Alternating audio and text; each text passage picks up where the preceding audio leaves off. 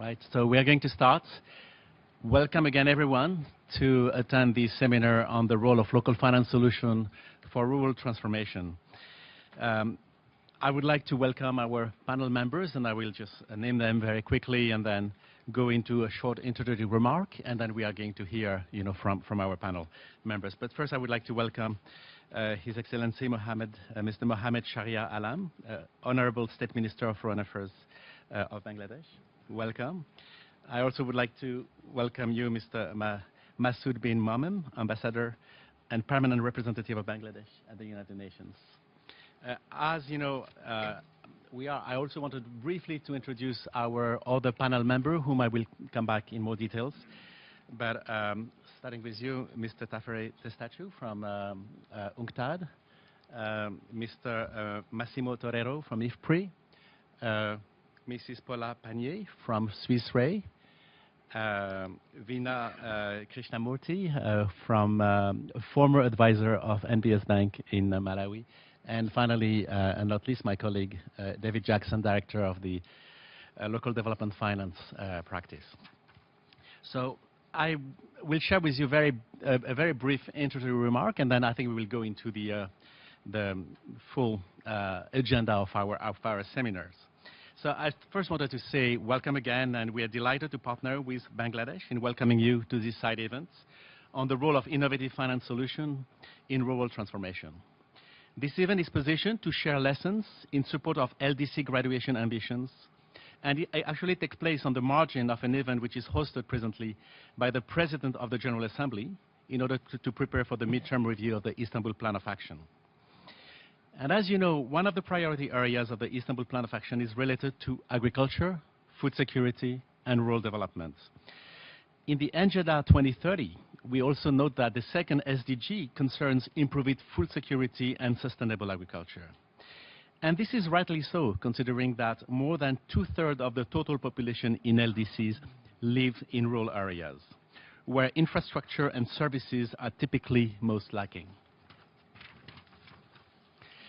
Agriculture also accounts for about 60% of the total employment in LDCs and represents as well a major source of income revenues.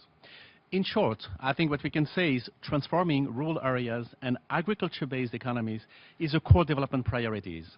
And I think for LDC, it's vital for fulfilling that goal in terms of poverty reduction, equitable growth, and the graduation ambitions. A recent UNCTAD report, the one on transforming rural economies, notes that structural transformation of rural economies require not only upgrading agricultural production, but also diversification into viable non-farm activities, and ensuring synergies between the two.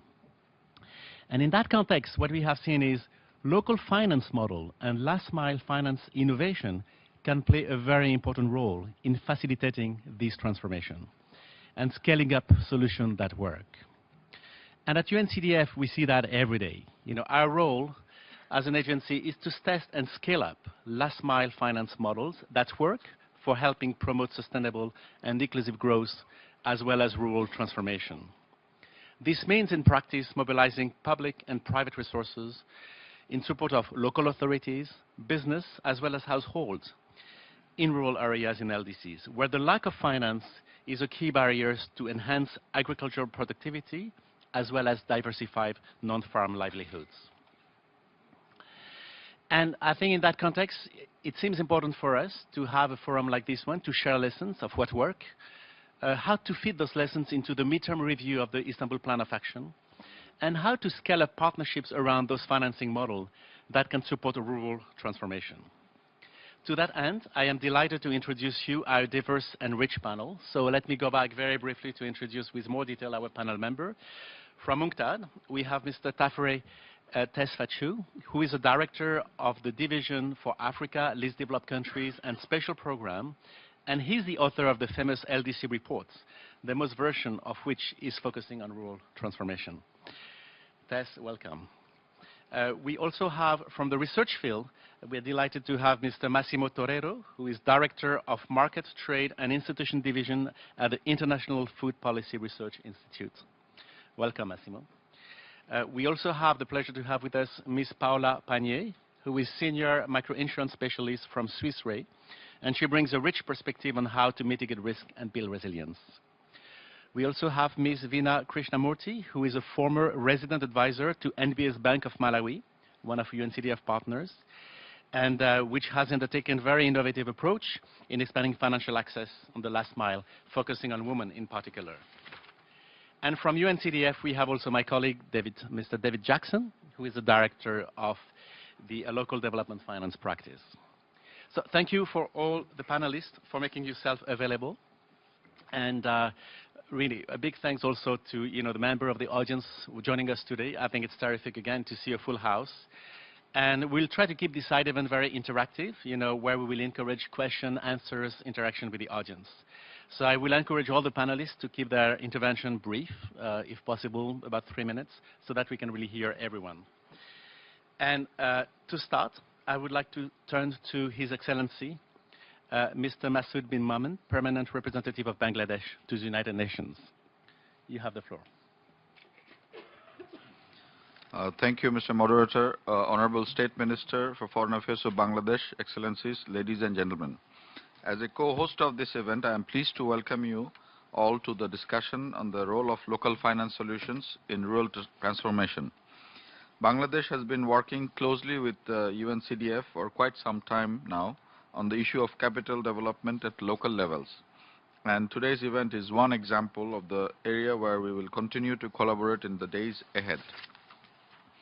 As you are aware, this lunchtime side event is taking place on the margins of the special thematic event organized by the President of the General Assembly on the issue of ensuring coherence and synergy in the implementation of the Istanbul Programme of Action, more generally known as the IPOA, for the least developed countries, in the context of the 2030 Agenda for Sustainable Development.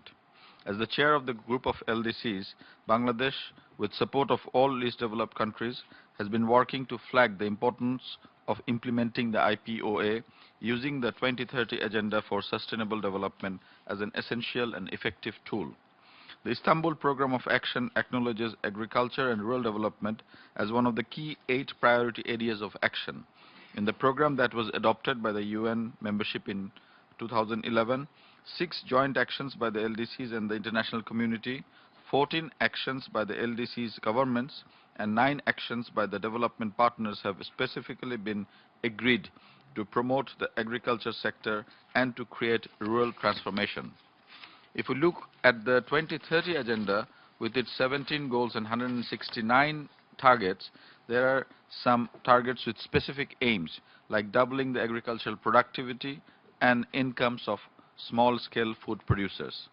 More detailed reading of these goals and targets, both in the IPOA and the 2030 Agenda, highlight the importance of local finance solutions for rural transformation. For example, local finance arrangements can play an effective role in achieving a particular goal of rehabilitating both rural and agricultural infrastructure, reducing post-harvest crop losses, and improving village-level shortages.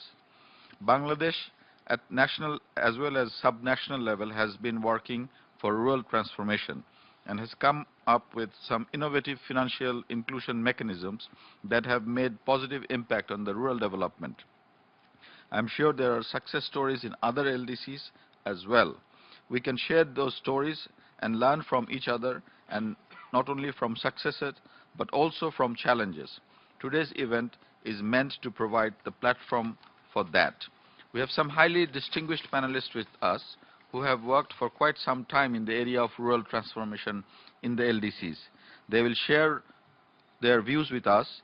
I would request the participants from all sides, from the member states, civil society, academia, to involve in interactive discussions with the panelists. Everyone is agreeable on one point, that is, agricultural development and rural transformation must take place for an LDC to graduate out. It is also agreed that local finance solutions will be best suited and most effective, both in terms of cost efficiency, to make that transformation happen. We hope to have new ideas from today's event about what are the different ways to create that situation and how to achieve better lives for the rural population. This will help us in achieving the main target of both the IPOA and the 2030 Agenda, that is to ensure that no one is left behind. I again welcome you all to this event today. Thank you, Mr. Moderator. Thank you, Mr. Ambassador. Thank you for these remarks. And now it's my pleasure to give the floor to His Excellency, Mr. Mohammed Sharia Alam. Thank you, Mr. Moderator. Ambassador Momen, distinguished panelists, Excellencies, ladies and gentlemen. It is indeed an honor and pleasure for me speaking at this important side event on the role of local finance solution in rural transformation. I would like to thank the Executive Secretary of the UNCDF, who is not here with us today, and the Ambassador and Permanent Representative of Bangladesh to the United Nations for organizing this seminar on the margins of the special thematic events on building synergy and coherence in the implementation of the IPOA and the LDCs in the context of 2030 Agenda for Sustainable Development. The theme for today's discussion is not only appropriate in the context of the IPOA and the SDGs, but also timely. More than two-thirds of the population of the LDCs live in the rural areas. Let us remind ourselves that the first target of the Sustainable Development Goals in eradication of extreme poverty by 2030. As mentioned in the LDC reports of 2015, published by the UNCTAD, the rate of poverty among the rural population is on average more than double compared to the urban population in the least developed countries. Therefore, in order to achieve the target of eradication of extreme poverty by 2030, we'll have to increase focus on the rural areas. Of course, I'm sure everyone in this room agrees that to lift the LDC population from extreme poverty, we need to pay special attention to the issues of major development thrust in the rural areas, which will result in rural transformation. The role of local finance solutions have been flagged by UNCTAD and UNCDF as key enablers of rural transformation, which I agree on this issue. We probably need to find more innovative ways to ensure that local finance solutions will play the catalytic role that we are expecting those to do. Agricultural loans and insurance for small farmers, ensuring smooth supply chain of seeds, fertilizers and agricultural accessories to even remote areas at affordable cost, providing training, ensuring quality education, etc., are some of the important areas where local finance solutions will play a role. From the experience of Bangladesh, I would suggest that strong focus also needs to put on non-farm activities as well. Through different financial inclusion schemes that work at the local level, the government of Bangladesh has been providing support to the rural population engaged in non-farm activities.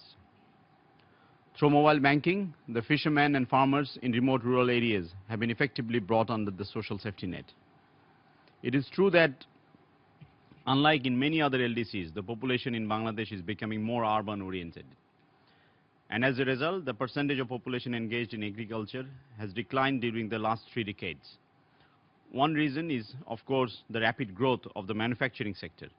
And another reason is the increased use of modern technology in the agricultural sector, which requires less labor force, releasing that surplus manpower for other non-farm activities, including migration to the cities for working in manufacturing and service sectors.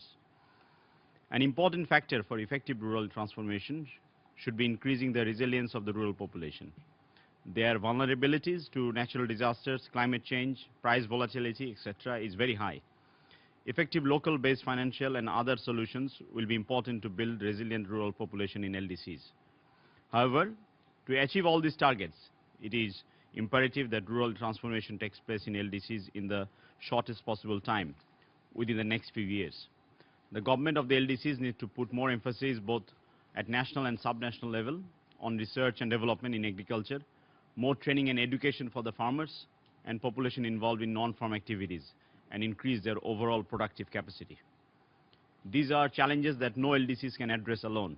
It is imperative that the international community, particularly the development partners, the UN system and the international organizations support the LDCs in their efforts.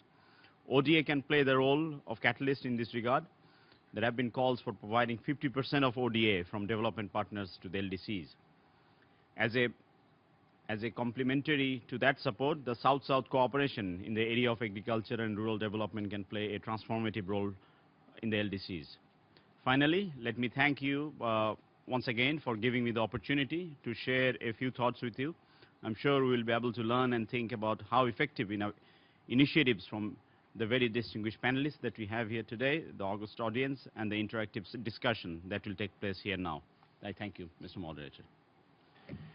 Thank you, Honorable State Minister. Thank you very much for those remarks. So I think now we're going to start the panel discussion. I realize I forgot to introduce myself. So my name is Henri Domel, and I'm the Director of Financial Inclusion at UNCDF, so the other division, represented by David here. So I would like to start with you, Tess. You know, the latest UNCTAD report talks about rural transformation. So could you tell us in 3 minutes, what are the main findings and kind of lessons from the reports? You can read the report as well, huh? With you.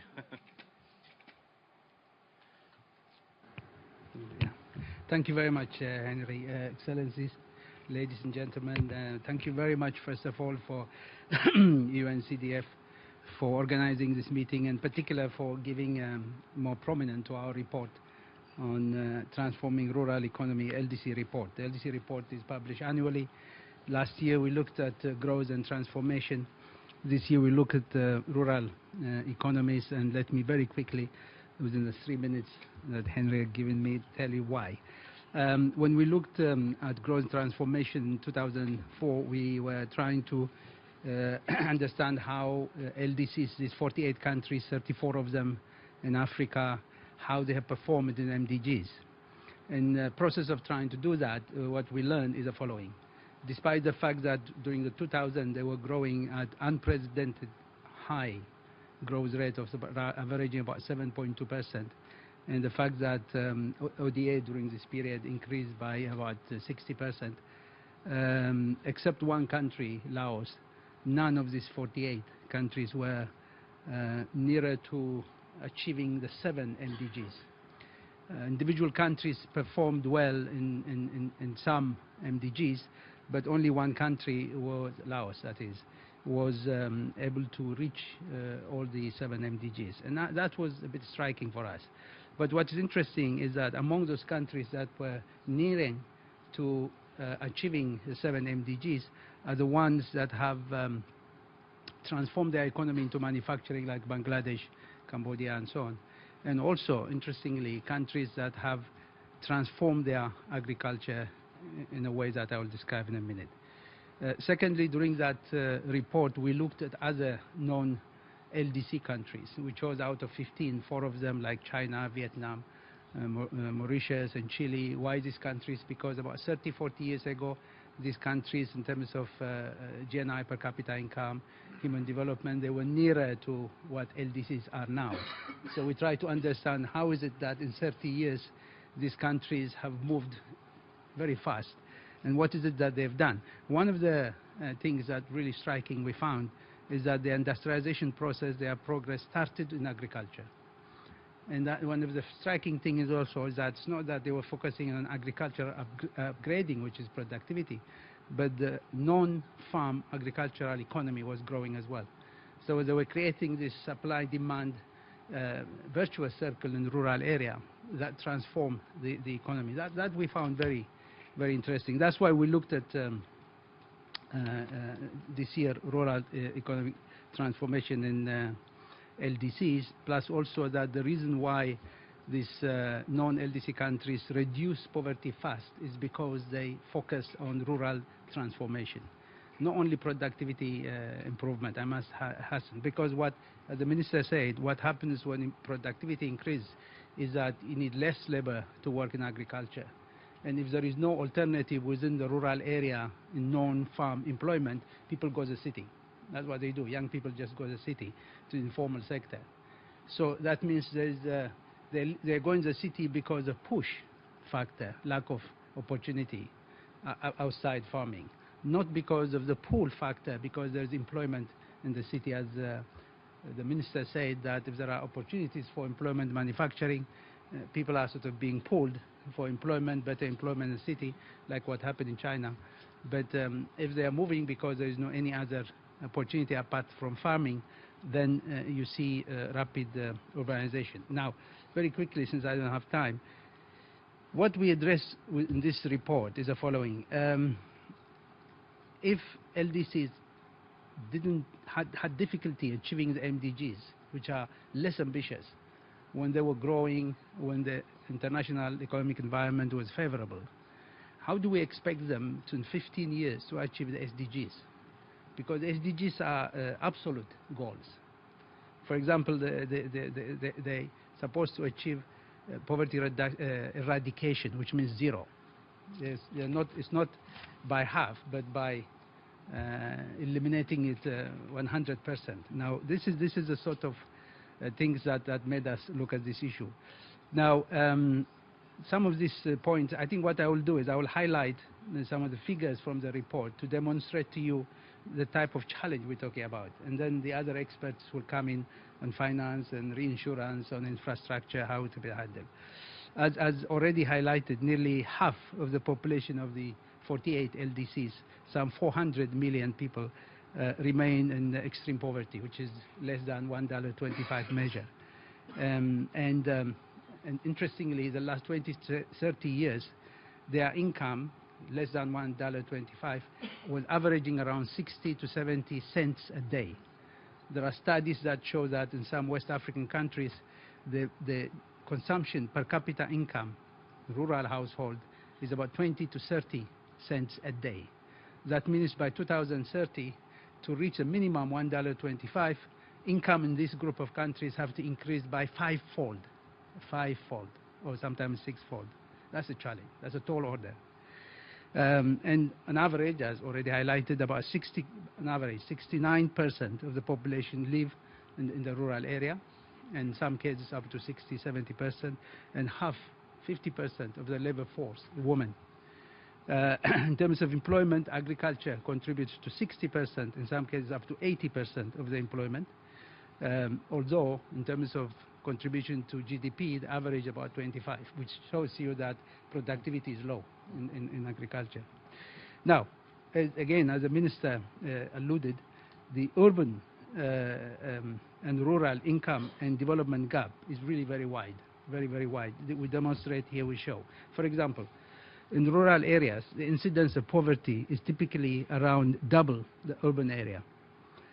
And on the average LDC, another example, more than 40% of rural population has no access to an improved water source, and compared to 10% rural area.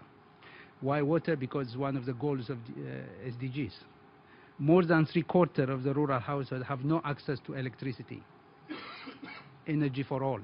That's a challenge, compared to 50% rural areas. Similar rural-urban gaps arise from education, health, sanitation. These are infrastructure. These are the goals that SDG wants to achieve by 2030. In terms of education, for example, attaining SDG objective by 2030 will require 45% more rural children attending primary school and 4 times as many attending secondary school. This is just simply to highlight the following. In the next 15 years, the international community needs to focus where achieving the SDGs is difficult and the most challenging, and these are the LDCs. And within LDCs, rural area is where the strongest the battle will be. In fact, the way we put it is that the 2030 agenda and SDGs, whether it's going to be won or lost, is going to be, the battleground is going to be in this group of countries. Because eradicating poverty means poverty has to be eradicated everywhere. Otherwise, these goals are not met, because these are universal goals. And within the rural area, we also highlight that gender equality will be the hardest, because we have the whole chapter on gender issue. Now, the 3 areas that the strategy we're highlighting in terms of rural transformation are, number 1, upgrading agricultural, which is productivity, both in terms of labor productivity, yield, land use, and secondly, developing non-farm rural economy. And you do find them. For example, the largest, actually, figure you have in terms of the income earned from non-farm economies, countries like Bangladesh and Cambodia and so on. But in most LDCs, only 9 to 10 to 15% of income in rural area comes from non-farming activity. I think this is something that Capital Development Fund could assist, and something that countries should look into very, very seriously. This is really critical for us, developing non-farm economy in the rural area. because creating this, as I say, this virtuous circle of supply and demand within the rural economy is an essential prerequisite for transformative growth in the rural economy. And access to finance is a critical one. I don't know how I'm doing in terms of time. You were the author of the report, so you have a bit more time. Okay. I think the point is, at present, it's estimated that about 80% of the investment finance for non-farm activity comes from own savings, family savings. And the thing is, this is some of it what we call entrepreneurship, not out of choice, but out of necessity. You know, they have activities because they need to supplement their income, not because they have a choice and the support and the finance to become. So the task for you is how to encourage that entrepreneurship by choice, you know, because they have something to. Now, rural transformation, like any other economic transformation, will not happen without public investment. Infrastructure investment is absolutely critical. In fact, we identify the sequencing of investment in terms of the stages to encourage rural transformation. First, dealing with the supply side, roads, electrification. Rural electrification is absolutely essential. That encourages people to move into activities that allow them to use technology and so on. Well, the question is, I will leave it on this. What type of financing will bring transformative change in rural area? Transformating, very important. Let me highlight. For us, structural or this transformation is when economies are beginning to produce higher value, higher productivity products. It's a movement. It's not just simply shifting resources, but you shift resources, capital and labor to produce higher value products. For example, if you're just a subsistence farmer, but you're now moving into area where you're processing, you're adding value. That is positive change. So what kind of finance will encourage that? And then, of course, what is the role of public sector and private investment in filling this investment gap in rural area? And then for us, of course, what is the most effective way that multilateral institutions like UNCDF can support the emergence of rural entrepreneurship by choice, as I said, that can transform rural economy by adding value, creating well-paying jobs, and so on. Let me stop here and discuss. Tess, thank you very much. You got a bit more time, I mean, because also we're talking about the reports, but I think it was a perfect transition. You highlight very well some of the key challenges faced to really implement rural transformation. And now I would like to turn to you, David, to tell us about how do you see UNCDF role in kind of promoting some of the local and last mile finance solution exactly to address the kind of challenge that Tess was telling us about, and what can we take from the initial results, impact of UNCDF intervention in that respect? Thank you very much indeed, Henri, and I'm going to try and devote each minute of my 3 minutes to three separate topics. The first is the concept of last mile finance. Secondly, the importance of domestic resource mobilization in all aspects. And thirdly, the issue of qualitative, transformative change, depth, not breadth, is one way to put it. So, I mean, maybe starting with the question of last mile finance. I mean, the way that we work in UNCDF, and I think the way that we can be part of this rural transformation, is to address issues of market failures and of failures in public, the use of public funds. So we tend to go and try to invest in the sectors, the areas, the local governments, the secondary cities, the rural areas, or where funding is not currently flowing. I mean, one issue I think that all LDCs share, a little bit less so recently with this fiscal squeeze, but they survived, most LDCs survived the 2008 financial crisis, and they continue to ride the commodity boom until a little bit later. So if you look at their growth figures, they didn't slow down in 2008, but they're slowing down now as the commodity prices are slowing down, which has been later. So they did generate fiscal surpluses. The banks generated deposits. The pension funds are often quite full, but that money's not going to what we call the last mile. It's not going to the systemic changes that's needed for this transformative growth. It tends to remain in real estate in capital cities or offshore, where it might be promoting qualitative growth, but not quantitative. Sorry, quantitative but not qualitative growth. Now, domestic resource mobilization, this is also fundamental for the kind of change that Tess has been talking about, because it's the foreign investment tends to support the type of commodity exporting value chains that do not lead to growth in the non-farm sector, as has just been described.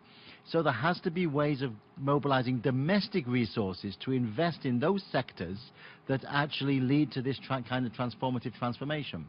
And we do this through our financial inclusion work, which really broadens and deepens the financial inclusion in a country, bringing savings, bringing resources into the banking system, and then also making sure that they're not just one-track financial services, or where basically it may be that 30% of people have a bank account, but if they only access that bank account once a month to receive their salaries, they're not getting the full range of financial services available to them.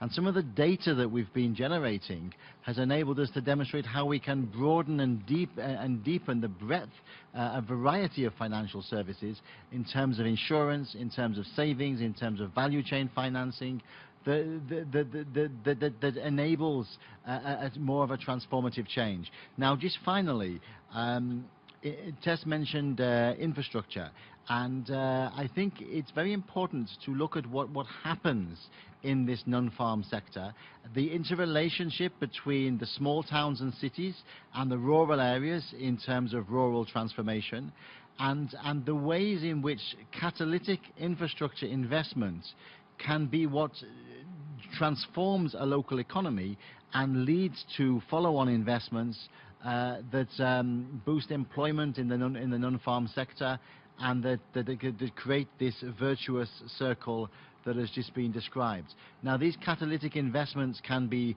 medium to large-scale off-grid micro-hydro, various forms of producing energy. They can be processing plants that can gather the production from a wider range, process it locally, package it locally, and then you're starting to get this transformative investment that was talked about, and even a lot of municipal activities, because the actual processing can take place in these small towns, and the interrelationship between the rural area and the small towns, and that interface is a key element in rural transformation. And so just to summarize, I mean, what we're doing in UNCDF and what we're bringing to the table are various ways of testing out solutions to rural transformation by bringing last mile finance, by bringing local banks, local pension funds, savers into areas where they are currently not really deployed, and therefore financing the type of transformation that's talked about. And it's a specific type of financing. It's not venture capital financing, it's not FDI, it's what we call last mile financing, and it's directed specifically to this type of transformation. Thank you. Thank you. Thank you very much, David, for highlighting those local finance or last mile finance model, and how they span from greater financial inclusion with a quality aspect to it, to also infrastructure finance. And I think that gave me a perfect transition to turn to you, Massimo. And I know you work at IFPRI is on the role of infrastructure and technology in expanding access to market and reduce poverty. So looking at this nexus of infrastructure and technology, can you tell us a little bit about the finding of your research, your evaluation, and how does it fit into the rural transformation agenda? Thank you so much for the invitation. I have 6 points, so I will take 30 seconds per point to be within my time. So sorry for the translators, I will be a little bit fast. So the first thing is that we need to understand infrastructure as a continuum. It's not a discrete thing. It's not I have access to light, to energy, I have access to roads. People today move with whatever they have. They take longer, of course. They have certain means in which they get energy, what we call lumens. If they don't have electricity on-grid or off-grid, they will basically use wood or other sources. So it's a continuum, and what we want is to improve that continuum, and there are different ways to do it. The second thing that we need to understand is that infrastructure is essential for any process we do. Productive process, delivery of public services, social things, is essential for all the activities, and of course is core in economic transformation. Now, within this context, we have a significant access gap, or gap in terms of access to infrastructure, especially in LDCs. Just to give you an example, already we have heard numbers in terms of access to electricity, to water, and roads. But just assume cellular phones, which is what everybody talks about, that we have huge amount of cellular phones. So today we have more cellular phones than population. Okay? That's the real number. But when we look into the countries, the statistics that normally we get are statistics at the country level. We don't look at the gap between rural and urban. And in most of the countries, when we look at the gap between rural and urban, the gap is still huge. And I can give you examples of different countries where that is happening. For example, Kenya, the percentage of access of cellular phones in urban is 71.9%, and in rural it's only 50%. Okay, so the gap is there across the different countries. So the absolute number that we normally know is at the country level. That doesn't mean that there is no inequality in terms of access. And there are significant resources needed both at the country level and also at the local level, especially in rural areas, to be able to cover that gap. Now, the last mile is essential, as it was mentioned before. But there are infrastructures that you also need the economies of scale. So the centralization of infrastructure not always work. We need to figure out where we should decentralize and where we have to think more at an aggregate level, because we have economies of scales of doing it at an aggregate level. And in any economic decentralization process, that's pretty complex, because you will have the competition between local governments and central government. And how you coordinate those is, I think, a very important activity. So the third point is access gap. We need to look at the access gap within this context of continuum and be able to figure out how to prioritize. Now, what we know of impacts, which is very related to what we have been hearing, there are several things that we know. First, with access to infrastructure, people don't work more hours. They are very smart. Rural people are smart. They work the fixed amount of hours, but productivity changes. Not only that, the sector where they allocate their time changes, and that's where the non-farm activities come. When we look at the decomposition of change in income, for example, for increasing access to electricity and access to roads, most of the change in income is because people move time from agriculture or from fetching wood to non-farm activities. In very rudimentary activities, the change doesn't happen over the night. If I give you on-grid light, that doesn't mean that you will be doing an industry, a non-farm activity. You will be doing very basic things, ironing clothes. But that gives you a higher payout than what you were getting in the household. So non-farm activities increases substantially, and the relative share of returns increases because non-farm activities normally have a higher salary than farm activities. And what happens is that normally it's done by women. So there is empowerment of the female sector. And also what happens is that the male has to increase their productivity in the land because they have less labor to do that. Another impact which normally we don't look at, which is in electricity, is the quality of the air within the household. Having better sources of energy reduces enormously the amount of solid particles within the household. And that minimizes the level of lung diseases and so on in families. So that's a significant impact that normally has not been measured. We were able to measure that for 2 countries now.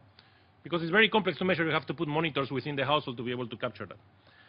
So there are significant impacts that we need to look at them to be able to assure and to look at the returns of it. And for sure, it will increase food security. And we also now have evidence that access to infrastructure reduces inequality. Brazil is a great example how in the last 10 years, because of improvement of access to services through better improvement in infrastructure, has reduced enormously the inequality, have improved and reduced malnutrition, and improved, of course, the food security. The third point, which I will elaborate later, I hope, is on innovation and how to leapfrog. So as it is a continuum, we need to find innovative ideas, and we don't need to do everything the same way. Not everything has to be on-grid connection. Not everything has to be access to water, absolute water. Because I just came from Guatemala. They just finished a significant study there looking at the quality of water that was put in the households. The connection and the source of the water was clean, but when it entered the household, it was completely messed up. It's a behavioral issue. So no matter I fix the connection, the behavioral problem is still there, and that's because of education. People didn't know how to boil water. So we need to think of it as a value chain to be able to capture and resolve those problems. And my last point for now is the importance of complementarities, and I stop there.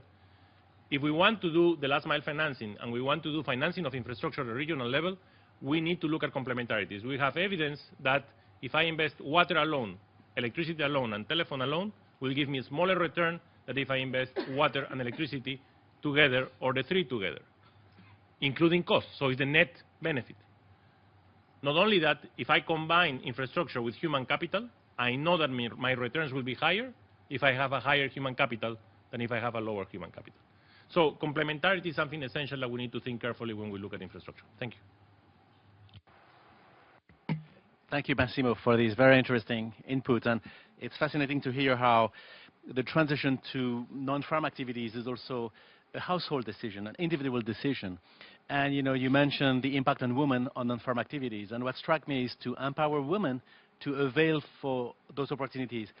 What we have found is that they need access to financial services. I mean, they need ways to manage their financial lives more efficiently. And that gives me a good transition to turn to you, Vina.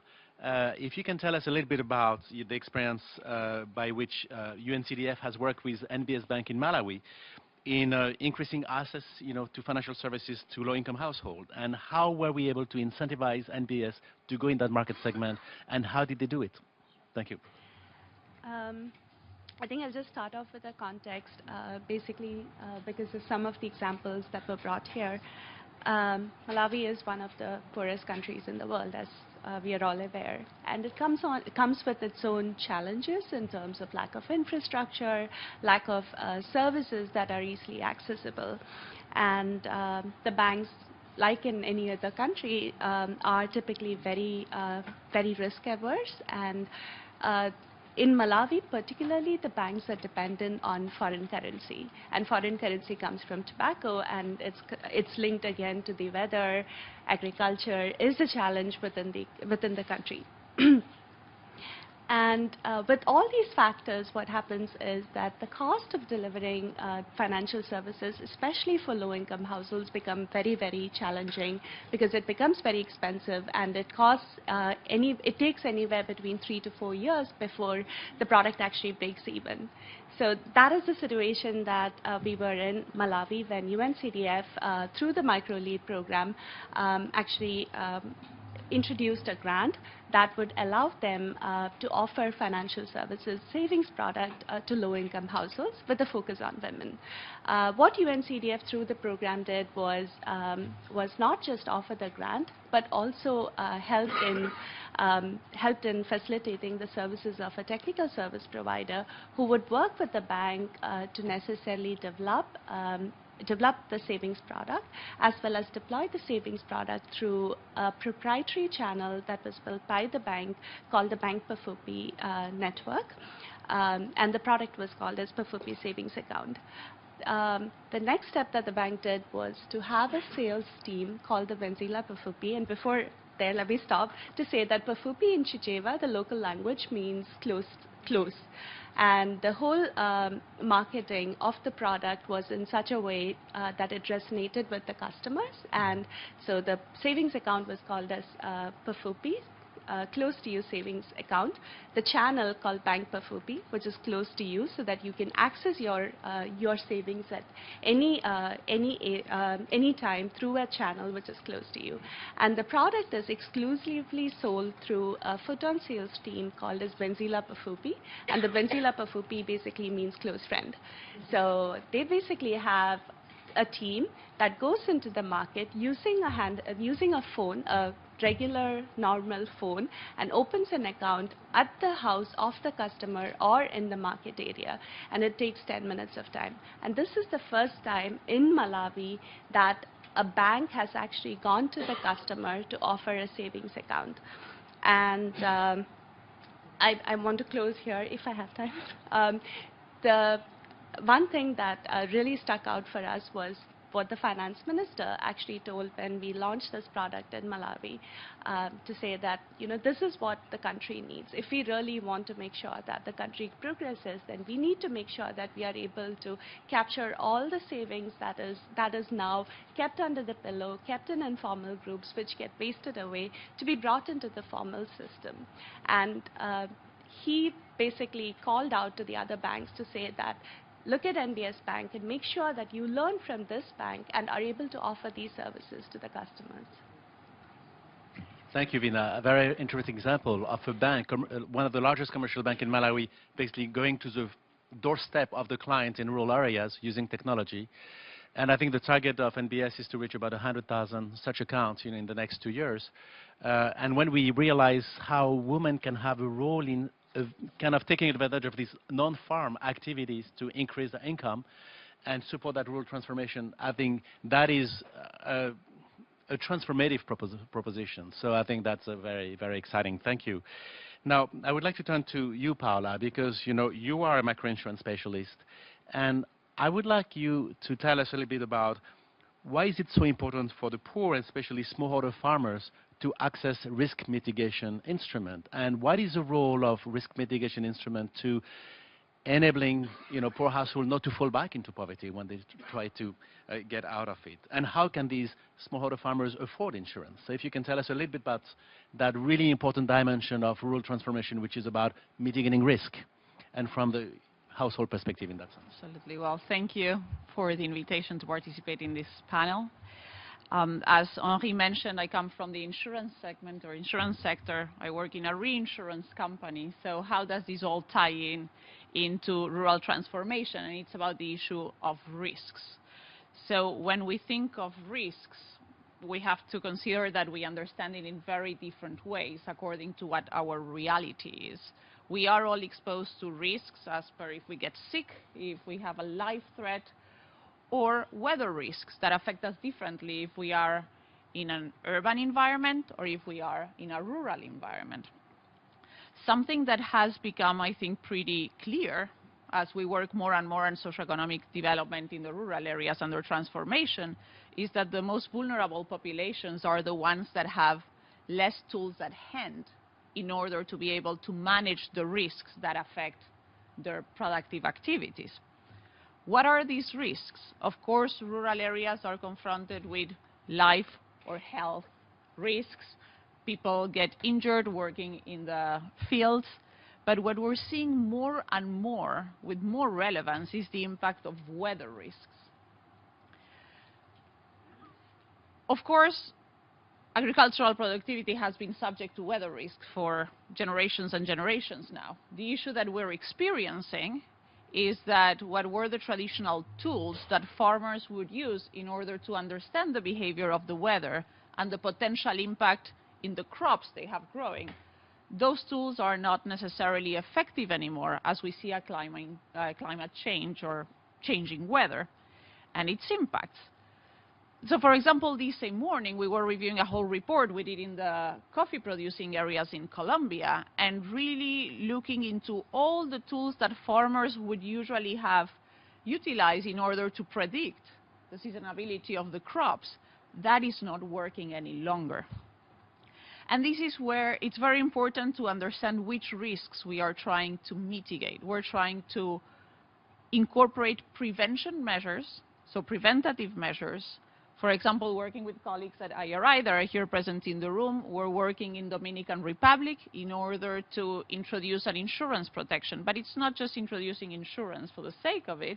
It actually has to complement truly sustainable technical agriculture programs that are helping the farmers better understand the changing risks of the weather and their impacts, better understand how they're vulnerable to them, implementing techniques that don't need necessarily financial services.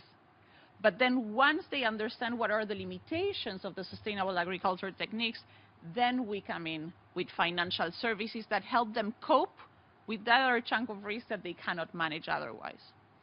So of course that is where we go into the point of access to these tools.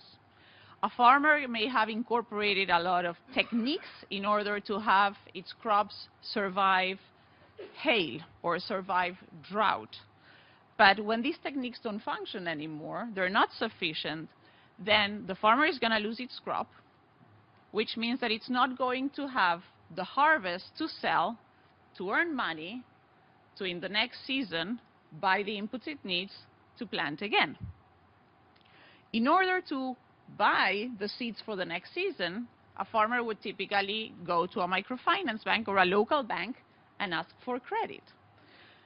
Now, banks are seeing more challenges in their lending policies because it's very difficult to assess, with the change in the seasonality of the crops, when to lend to a farmer, because we don't know when the farmer is going to be able to pay us back.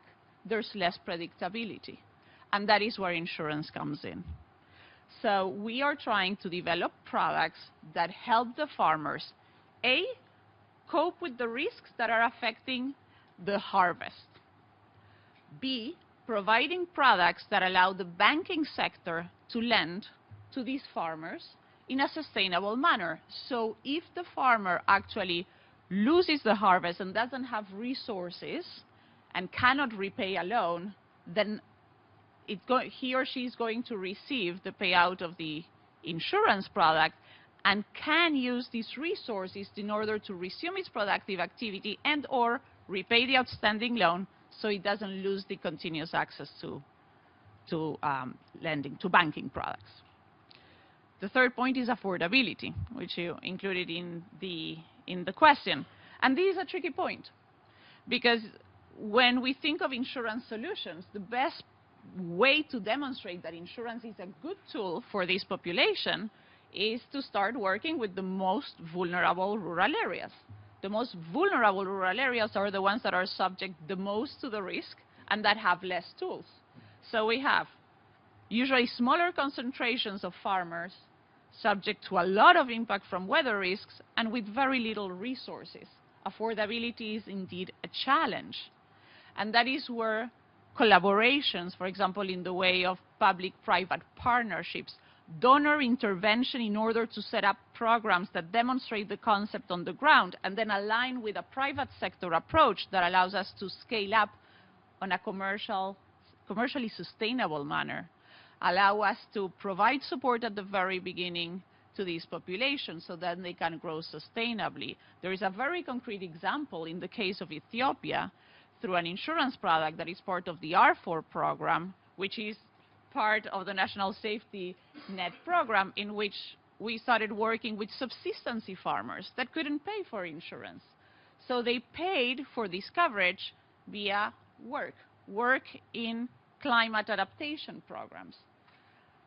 As the program expanded, these farmers, entire villages, have been able to move from subsistence agriculture levels to actually being able to have agricultural production that is now commercial at a local level, but also allows them to pay for the full cost of insurance.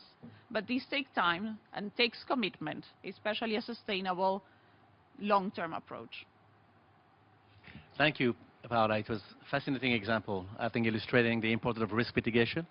I think what we have found is a clear correlation between the ability of smallholder farmers to take more risk and increase their productivity with, when they have the safety net of having an insurance service. And what we see as well is technology can enable us to provide, micro-insurance services on a very large scale, riding the kind of innovation that we heard from Vina. So again, I think we have here the seeds of what can be transformative in terms of helping rural transformation. So I know that we are running a little bit out of time, but I really would like to open the floor to all of you now. I mean, we heard a lot of examples around infrastructure, financial inclusion, the process of rural transformation, and all the kind of challenges related to that. So I would like to now invite a few questions. So if you could introduce yourself and ask to whom your question is directed. And let's try to do that quickly. I realize we will have to leave the room in about 10 minutes. I'm looking at you, Sam. So let's try to take as many questions as we can, and then, solicit answer from our panelists. So who would like to start? Yes, absolutely. Go ahead. I am from Bangladesh delegation. I thank UNCDF for organizing this event with our mission. The distinguished panelist has spoken about the domestic resource mobilization that we know very much, and every country used to strive on their own capacities. But nowadays, one recent issue, the falling down of the petroleum prices. We know the developing countries used to spend a lot of money in the petroleum investment or purchasing or for using in the energy sector. So will there be any effect, do you think, that in the productivity of the agriculture by putting down the price prevalent now? Thank you. To whom are you asking your question? Sorry. All right. So thank you for the question. Any other question? Please, go ahead. So much. My name is Ari Eisenstadt. I'm with the International Chamber of Commerce. I also run a social venture capital fund taking the microfinance model, working for the Sustainable Development Goals. I'm from Silicon Valley, and what we're seeing there and all over the world is really this new industrial revolution. And I think in the next couple years, we're really going to see many of these jobs start to become obsolete as robotics, as artificial intelligence, as new tools really come in and really change what humans' interaction in the workforce becomes. And I would love to hear from you all as to how we can be more inclusive in our financial systems with these rural communities, as many of these technological innovations will leapfrog over in these infrastructure projects. Thank you again. Thank you very much for the question. Again, I guess whomever wants to take it in the panel. Yes. Sure. I think I can take a third one, and then we will ask the panel to answer. No? Yeah. All right. So I think why don't we start with these two ones? So again, open question to whomever wants to answer. First question on falling oil prices impact, on the prospect of rural transformation.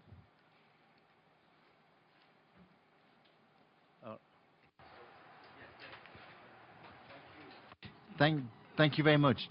Two very good questions, and I think that yes, the falling price of fuel has certainly, in some senses, had a positive impact, but not as much as one might have suspected, which I think demonstrates the importance of the structural changes that Tess referred to.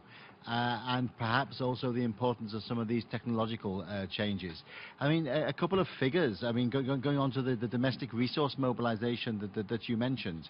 I mean, a couple of figures I think are quite useful. In Tanzania, we've managed to mobilize now $303 million in a pipeline of investments from domestic banks into local public-private partnerships with local governments. 52 million of which has already been committed. That's the kind of program that we're looking to expand in Tanzania in terms of the Podashevas. In the case of financial inclusion, we managed to mobilize $500 million with a $5 million core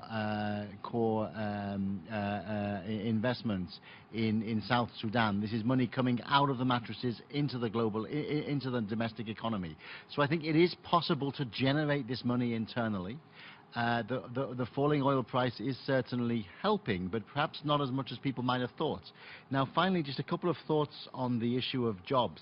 I think that's a double-edged sword, to be honest. On the one hand, yes, the leapfrogging, but on the other hand, if the leapfrogging means that we basically have a two-tier world in which there are some countries that can survive with a kind of high-level knowledge economy and maybe an underclass in those countries, and there are other countries that can just never make it up there now because the jobs have gone, that is a risk. So I think it's not all good. There are two sides to this coin, and I think we need to be smart in realizing that the planet is for us. It's not for our smartphones, and it belongs to us.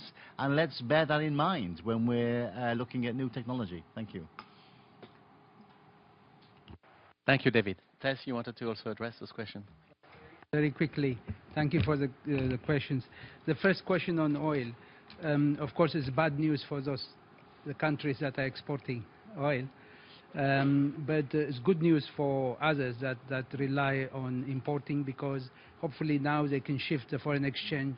They used to use importing oil for agricultural development, for example, and that respect is good news. Agriculture, increasingly now, fertilizer is coming from sort of organic. There's a lot of pressure to go green, but as you know that still a large part of the fertilizer used is a byproduct of the petroleum product. In that respect, hopefully the price of fertilizers may go down, and that may have impact on agriculture. So there is these two connections. On the fourth revolution and the robotics, I think David, I have to agree with David that example of phones, mobile phones, how it has actually helped even the poor in LDCs is a good example of leapfrogging. Many of these countries are now bypassing the mainline telephone infrastructure and using mobile. This is the good news. Now the bad news is that this group of countries, LDC, 48 of them, every year there are 17 million people joining the labor force. 17 million. 70% of that, 65 to 70%, less than 24 years old. So job creation still is very important. If this new technology means replacing labor, then there's a problem. That could be difficult. I think this is the way to see it. Thank you. All right, Massimo, please. The oil prices, I think we need to be careful. It depends a lot on the structure of the market. For example, right now the problem is the vessels to transport oil, which are in crisis because of the low prices, and that could mean that the transportation costs could go up in terms of the movement of oil. And the second is the price transmission, how much of the international price is really transmitted locally, and that will depend in many things, no? Refineries and so on and so forth. And you see many countries where you are not seeing at all the change in price that you are observing in terms of crude oil. In terms of the input markets, again, it's the same problem. Fertilizers. Africa imports most of its fertilizers. Europe imports fertilizers too, and the US exports and so on. If you look at the trend in prices in the US, it's going down. In the Europe, in some of the types of fertilizers like DAP, is going up, which is really inconsistent with the oil prices going down, and it's because of policies being put to protect local industries. The same applies to net importing countries like Africa. So again, depends a lot on the market structure.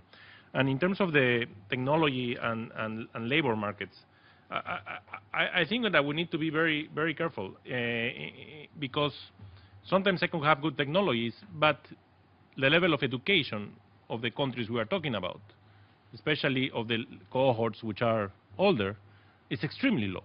So we cannot expect them to know how to read and write, especially in rural areas.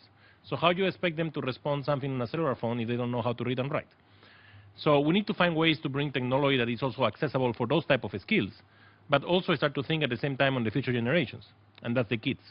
So how you can empower kids through information that will allow them to jump this huge barrier that you have that will take many years to resolve. Please. Two short comments on my end. In terms of the oil prices, I don't see it. I will not make a comment from the macro perspective, or more the micro perspective.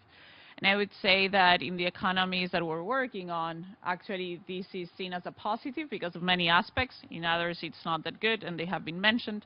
However, what's impacting the most is the volatility. So when producers are looking up the value chain and looking into how to place their products into the market, is that volatility that has an impact in the end in what their outcome should be, how much they'll be able to sell, how much input they're going to receive, and from there you take it through the whole value chain, and it's that lack of prediction that has an impact.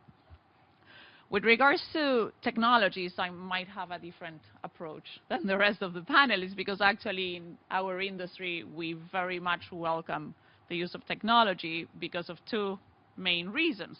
The first one is access. It's allowing us to access populations that otherwise they're just too scattered, too far away. It's just too expensive to work with them, especially on a one-on-one, and when you're introducing financial services where people need a lot of financial education and training in order to understand how to use them.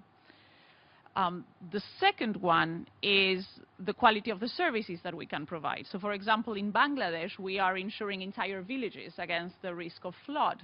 If we can use technologies to provide signals, warning signals that allow these villagers to prepare when there's a flood coming, where there's a very basic use of technology that's really helped us provide a better service.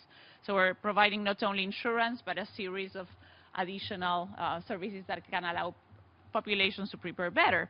And if you look into the rural areas in Kenya, for example, there we have really good case studies in which farmers are able to better work their farms, but also have a sustainable livelihood because they can have tracking systems, monetary systems through their phones that are allowing them to keep an eye on the farm the day they have to go to the market in the city. So it's a different economy of scale, but here we're really looking into leveraging these technologies to provide better access. Thank you, Paula, for those remarks. Maybe I will take my hat as Director of Inclusive Finance to also answer that question, because I just wanted to bring a very concrete perspective.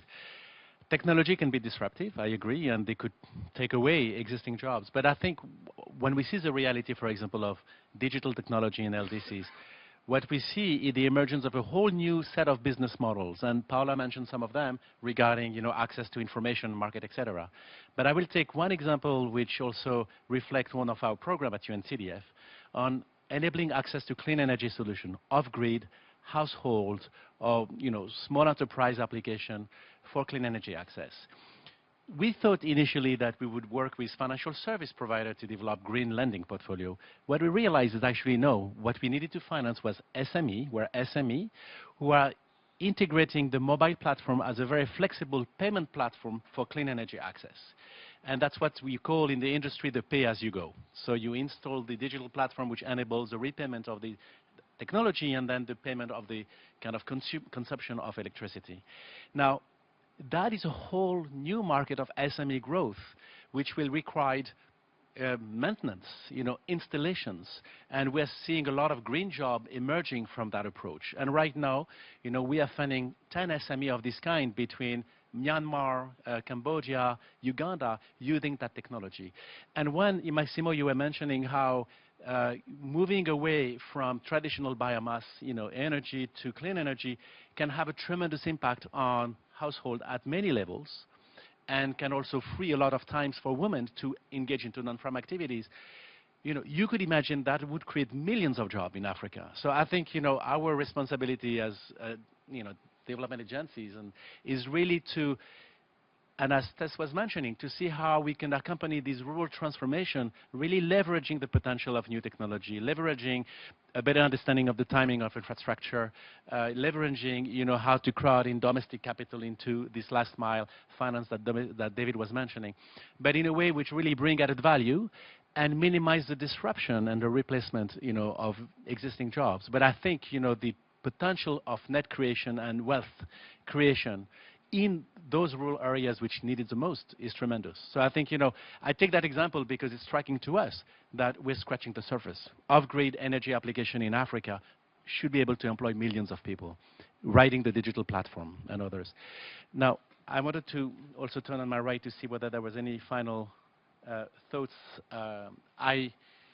I had planned a second set of questions. I think this is a dream now because I think we have come to the end of our time. So I just wanted to turn to my fellow panelists if they want to share a final thought. I know that we need to close literally in 2 minutes, but I wanted to, I think, I realized we could continue the discussion for hours. I think we heard really interesting ideas, insights, and I would like to thank you, all of you, to come, and especially, to thank you, Your Excellency, and Mr. Ambassador for coming as well and joining us and co-hosting us this panel with UNCDF. I think it was a terrific discussion, and I would like to thank again all our fellow panelists for a really interesting discussion. Now you can read the reports, and then again, looking forward to continuing that interaction. Thank you very much.